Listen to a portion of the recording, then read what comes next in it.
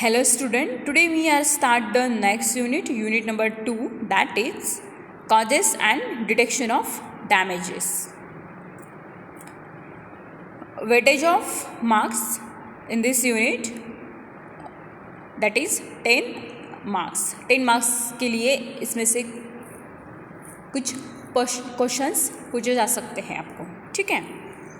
Firstly we introduce पिछले कुछ सालों से हमें हमारे स्ट्रक्चर में या फिर बिल्डिंग्स में डैमेजेस, क्रैक्स फॉर्म ये देखने को मिल रहा है पिछले कुछ सालों से, ठीक है।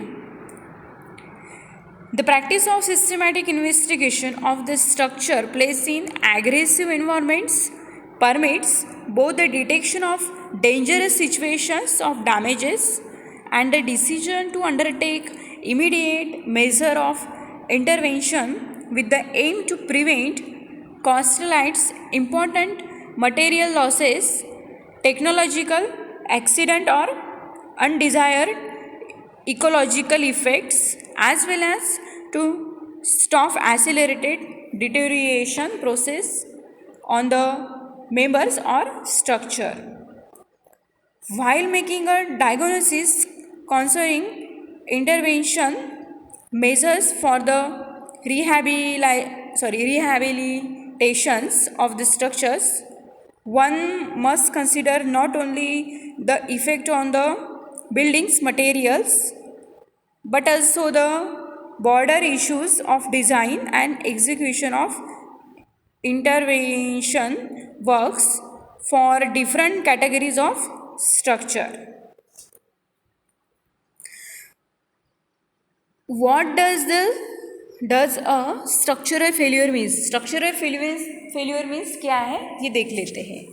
A building failure occurs when the building loses its ability to perform its intended design function. Hence, building failure can be categorized into the two broad groups of physical structure failures, which result in the losses of certain characteristics, examples strength, and performance failures, which means a reduction in function below an established acceptable limits. Douglas and Ransom 2007 means building structure building failure जो है हमें कुछ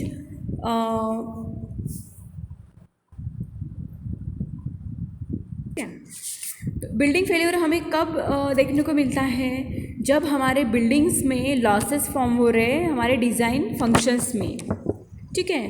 on that time we will see the building failures and building failures are categories into two types, ठीक है। Building failure two types में categorize किया गया है. First one is a physical structure failures and second one is a performance failure, ठीक है. तो देखिए लाइक दिस इमेजेस में आपको दिख रहा है ना बिल्डिंग स्ट्रक्चर कैसे किस टाइप से फेल्यूअर हो रहा है बिल्डिंग्स हमारा. Oxygen chloride cracks, moisture form हो रहा है, then carbon dioxide pH level कम ज़्यादा होने के कारण, कम होने के कारण किस टाइप के क्रैक्स फॉर्म हो सकते हैं, ज़्यादा होने के कारण किस टाइप के क्रैक्स फॉर्म हो सकते हैं, ये हमें देखने को मिलते हैं, ठीक है. एंड ये हमें फाइंड आउट भी करने पड़ते हैं खुद से कि बिल्डिंग में फेल्यूअर किस कारण आ रहा है, ये हमें एनालिसिस करना पड़ता है, ठीक है. ये कुछ जनरल कॉजेस है ऑफ फेल्यूअर्स के. Failures of a structure can occur from many types of problems, mostly unique to the type of structure or to the various industries due to size, shape or the choice of material. means ये size, shape and किस type का हम material की choice कर रहे हैं उस पर डिपेंड रहेगा. उससे क्या होगा कि मीन्स चॉइस ऑफ मटेरियल हम क्यों चूज़ करते हैं, क्योंकि कुछ डिफरेंट अलग अलग मटेरियल की मीन्स स्टैंडर्ड कुछ मटेरियल्स डिवाइड पोर्शन होता है, जैसे कि हमारा सीमेंट हो गया 43, 53, 33 ग्रेड, इस टाइप का सीमेंट है। अलग अलग ग्रेड के सीमेंट की अलग अलग स्पेसिफिकेशन है एंड उसके अलग अलग इम्पोर्टेंट्स है, ठीक है। मीन्स ये किस टाइप का मटेरियल हमें किस टाइप के कंस्ट्रक्शन में यूज़ करना है वो डिपेंड रहता है। तो अगर हमारा हेवी स्ट्रक्चर हो, अगर हम वहाँ पर लो कॉस्ट वाला या फिर लो ग्रेड वाला सीमेंट यूज़ करेंगे और हमारा बिल्डिंग कंस्ट्रक्शन मल्टीपर्पज़ का हो, तो ऑन दैट टाइम जो हम मटेरियल यूज़ कर रहे हैं वो वहाँ पर बेनिफिशियल रहेगा, सफिशिएंट रहेगा, नहीं रहेगा। बिकॉज उस टाइप की कंस्ट्रक्शन के लिए कुछ स्पेसिफिक जो सीमेंट है, हमारा सीमेंट का ग्रेड है, वही हमें यूज़ करना पड़ेगा। अदरवाइज़ हमारा स्ट्रक्चर जो होगा वो स्ट्रॉन्ग नहीं रहेगा। उसमें कंस्ट्रक्शन होने के बाद कुछ ईयर बाद ही उसमें फेल्यूअर्स क्रैक फॉर्म होना स्टार्ट हो सकता है, ठीक है। Failure can occur when the overstressed construction reaches a critical stress level. Instability, whether due to geometry, design or material choice, causing the structure to fail from fatigue or corrosion. Means हमारे structure की geometry, design and material की choice, ये सारे भी causes हैं जो हमारे structure को फेल कर सकते हैं। अगर हम हमारे स्ट्रक्चर का प्रॉपर ज्योमेट्री, डिज़ाइन और मटेरियल की चॉइस नहीं करते हैं, तो फटिंग और कोरोजन्स इस टाइप के फेल्यूअर्स हमें देखने को मिलेंगे, ठीक है। Then this type of failure often occur at stress points such as squared corners और from bolt holes being too close to the material's edge, causing cracks to slowly from then progress through cyclic loading conditions. Means इस type का failure अगर हमें देखने को मिला trace point, तो जो हमारा कॉर्नर से एंड जो बोल्ट पोर्शन है, बोल्टेड वेल्टेड कनेक्शन हम यूज़ करते हैं, ठीक है, तो उसमें भी हमें क्रैक्स फॉर्म होना स्लोली क्रैक्स फॉर्म होना हमें देखने को मिलेगा, ठीक है। Then manufacturing errors may be due to improper selection of material. Manufacturing error कब आ सकती है? जब हम improper selection of material, means हम मटेरियल का सिलेक्शन हो जो इनप्रॉपर कर रहे हैं on that time. Incorrect sizing, improper heat treating, failing to adhere to the design or shoddy workmanship. Means अगर हम इम्प्रॉपर टाइप का मटेरियल सिलेक्शन कर रहे हैं, इनकरेक्ट साइजिंग, इम्प्रॉपर हीट जो है हम प्रॉपर नहीं कर रहे हैं, डिज़ाइन उसका अच्छे से नहीं बना रहे हैं। मीन्स डिज़ाइन मीन्स ये जो हमारा स्ट्रक्चर है कुछ डिज़ाइन पे भी इफ़ेक्ट करेगा। अगर हमारी डिज़ाइन ऐसी हो और ऐसी मीन्स इस टाइप की हो जहाँ पर कॉलम, बीम्स ये नहीं प्रोवाइड हो रहे, सिर्फ वो डेकोरेटिव पर्पज़ के लिए ही वो डिज़ाइन शो हो रही है, तो वहाँ पर सपोर्ट कैसे आएगा? वहाँ पर सपोर्ट ही नहीं आएगा। स्पैन में हम नहीं वहाँ पर प्रोवाइड करेंगे तो वहाँ पर जल्दी से जल्दी फेलियर होना स्टार्ट हो सकता है। और पुअर वर्कमैनशिप्स, अगर हमारे वर्कर्स डिले कर रहे कंस्ट्रक्शन वर्क करते टाइम, मीन्स अगर हमें कंक्रीट फिलिंग करनी है तो कंक्रीट फिलिंग का एक स्पेसिफिक टाइम होता है। मीन्स जैसे ही हमने कंक्रीट मिक्सचर बनाया है वैसे ही हमें क्विकली वहाँ पे प्लेस करना पड़ता है। वो क्विकली वहाँ पर सेट नहीं होगा अच्छे से प्रॉपर, तो उसके कारण भी क्रैक्स होना फॉर्म हो सकता है, फेलियर होना स्टार्ट हो सकता है हमारे स्ट्रक्चर में। इसलिए वर्कमैनशिप पे भी हमें ध्यान देना पड़ता है, ठीक है।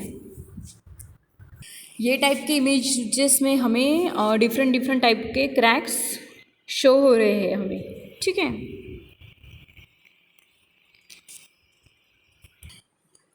This are the causes of man made versus natural. ठीक है. Firstly we discuss man made. Most of the structure failures are associated with materials and are the consequence of human builder involving a lack of known. How about materials or the combination of contrary materials? There are structural failures that can be indirected to irregularities in materials, although too much reliance is given on modern structural materials, at the manufacturing or production faults may exist even in the most dependable structural materials such as standard structural steel or centrally blended concretes. Next is natural causes.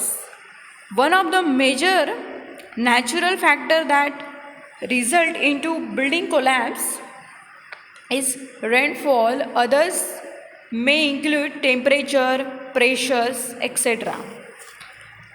When there is a heavy downpour of rain, there is a possibility that one or more buildings, completed or incomplete, somewhere would cave in. Chino Q 2000.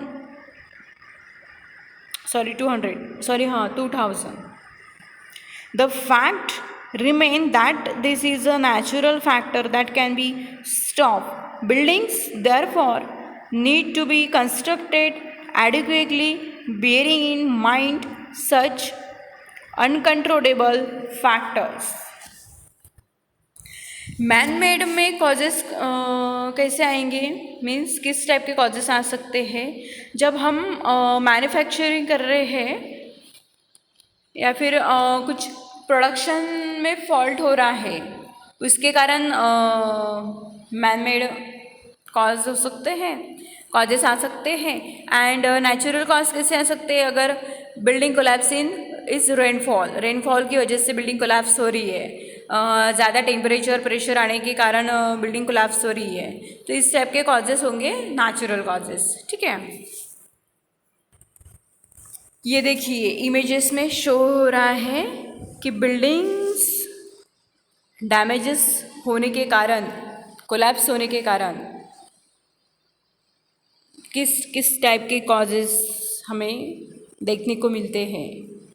देखिए, इसलिए building का construction, किसी भी structure का construction करते time पूरे precaution के साथ करना पड़ता है.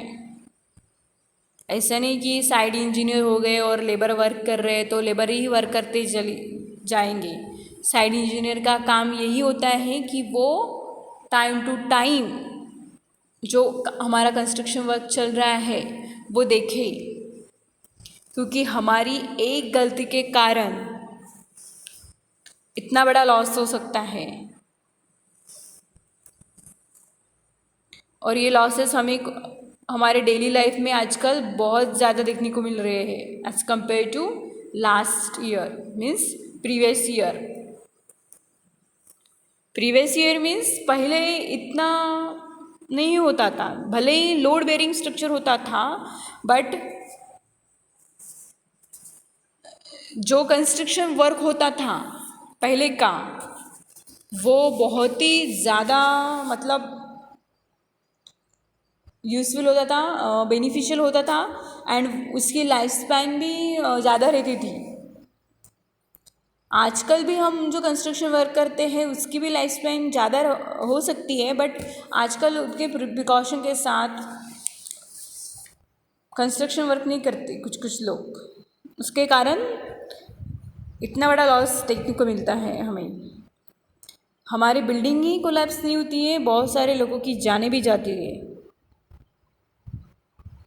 इसलिए कंस्ट्रक्शन करते टाइम साइट पे टाइम टू टाइम देखते रहना चाहिए, टाइम टू टाइम प्रिकॉशंस लेना चाहिए। इस स्लरी तैयार की या हमारा कंक्रीट मिक्सचर तैयार कर दिया और लेबर फिलअप कर रहे हैं और हम कुछ कर नहीं रहे, हम देख भी नहीं रहे हैं, ऐसे करने से नहीं चलेगा। प्रॉपर देखना चाहिए जो वर्क हो रहा है। कई बार जब हमारा स्लैब कास्टिंग हो या फिर बीम कास्टिंग हो, किसी भी टाइप का कास्टिंग हो हमारा, ऑन दैट टाइम हम कंक्रीट फिलिंग करते हैं। तो कंक्रीट फिलिंग करते टाइम कई बार क्या हो जाता है, हमारा स्कैफ फोल्डिंग फॉर्म वर्क जो होता है, स्कैफ फोल्डिंग वर्क जो होता है हमारा, वो प्रॉपर से पैक नहीं होता। वहाँ उसमें से कुछ गैप सिल रह जाते हैं जो थोड़े भी क्यों ना हो, तो उसमें से ही स्लरी बह जाती है। जो हमारा मेन कंस्टिट्यूएंट रहता है कंक्रीट मिक्सचर में, सीमेंट, अगर सीमेंट की ही स्लरी बह जाए हमारे स्कैफोल्डिंग से फॉर्मर से, तो कुछ मतलब नहीं रह जाएगा ना। वो बाकी का मटेरियल उसमें बाइंडिंग कैसे प्रॉपरली नहीं हो पाएगा ना। अगर बाइंडिंग ही उसका प्रॉपर नहीं होगा तो वो जल्दी से क्रैक फॉर्म हो जाएगा, उसमें क्रैक होना स्टार्ट हो जाएगा। इसलिए बहुत ही प्रिकॉशन के साथ कंस्ट्रक्शन वर्क में ध्यान देना पड़ता है हमारे साइड में कंस्ट्रक्शन करते टाइम, ठीक है। अगेन नेक्स्ट इमेजेस शो हो रही है हमारे बिल्डिंग्स क्रैक्स को। ये कुछ हमारे जनरल प्रिकॉशंस है, मेजर्स है, general guideline to provide movements joints, type of structure दिया गया है एंड मूवमेंट ऑफ जॉइंट्स दिया गया है। RCC roof slab, RCC mean reinforce cement concrete, on that time movement of joint provide 20 to 25 mm wide joint at 10 to 20 meter apart. Then हमारा supported for RCC slab 4 to 6 meter length, measure of joint on that time provide slab joint between slab and bearing wall. RCC frames structure, other load and bearing structure provide 20 to 40 mm wide expansion joints as 30 to 45 meter intervals. Then junction between old and new structure provide vertical slab joints. Compress wall expansion joint 5 to 8 mm wide on 5 to 8 mm interval and change of directions. Concrete pavement provide 20 to 25 mm wide joint at 25 to 40 meter interval with central joints at 5 to 8 meter in cross direction. Control joints have to be provided at 3 to 5 meter intervals. Then हमारा सज्जा है, provide expansion joint 5 to 8 mm wide at 4 to 6 meter intervals. Then RCC railing provide expansion joint 5 to 8 mm wide at 6 to 9 meter intervals, ठीक है। तो इस type के हमें कुछ मूवमेंट जॉइंट्स लेने पड़ते हैं different type of structure work करते हैं, ठीक है। तो ये प्रिकॉशंस हमें लेनी पड़ती है, ठीक है। देन हमारा वाटर सीमेंट रेशो जो रहता है वो कंट्रोल में ही लेना पड़ता है, प्रॉपर प्रोपोर्शन में ही लेना पड़ता है.